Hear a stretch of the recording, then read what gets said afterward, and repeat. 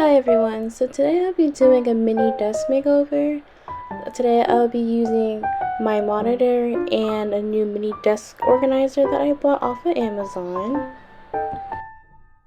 I thought the storage boxes were going to be a lot bigger, but unfortunately they're not, so we're going to see how this goes.